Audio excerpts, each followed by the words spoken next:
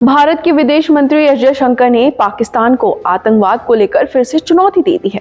जयशंकर ने कहा है कि 26 नवंबर 2008 में देश की आर्थिक राजधानी मुंबई में आतंकी हमला हुआ था, जिसमें 160 से अधिक लोग मारे गए थे और 200 से ज्यादा घायल हुए थे। तब भारत ने बदले में कुछ नहीं किया था, लेकिन अब अगर पाकिस्तान ऐसी हिमाकत करता है तो भारत चुप नहीं बैठेगा। विदेश मंत्री एस जयशंकर ने कहा कि 26/11 के मुंबई आतंकी हमले के बाद भारत की ओर से कोई प्रतिक्रिया नहीं हुई थी, लेकिन यदि ऐसी घटना दोबारा हुई तो अब ऐसा नहीं होगा। उन्होंने कहा कि मुंबई भारत और दुनिया के लिए आतंकवाद विरोध का प्रतीक है। जयशंकर ने कहा, जिस होटल पर पाकिस्तानी आतंकवादियों ने हमला किया था, उसी होटल में भारत ने यूनाइटेड नेशंस की एंटी टेररिज्म कमेटी की एक बैठक की थी। आपको याद दिला दे कि Bharat United nation security council का टेम्परेरी सदस्य था।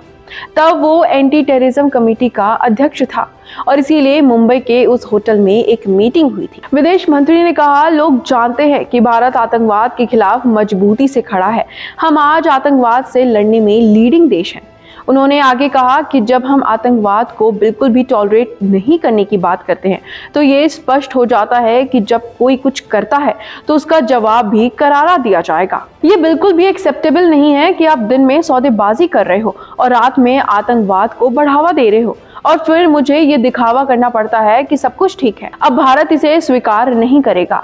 नए भारत में यही बदलाव आया है। जयशंकर ने कहा, हम आतंकवाद को एक्सपोज करेंगे और जहां हमें कार्रवाई करनी होगी हम कार्रवाई भी करेंगे। उन्होंने भारत चीन के बीच हुए नए समझौते पर भी कहा कि भारत और चीन भी जल्द ही लद्दाख में लाइन ऑफ एक्चुअल कंट्रोल पर पेट्रोलिंग फिर से शुरू करेंगे। उन्होंने बताया कि ये अप्रैल 2020 से पहले जैसा होगा और उम्मीद है कि डेमचोक और देपशांग जैसे क्षेत्र में पेट्रोलिंग को वापस से शुरू किया जाएगा, लेकिन इसमें थोड़ा समय लगेगा।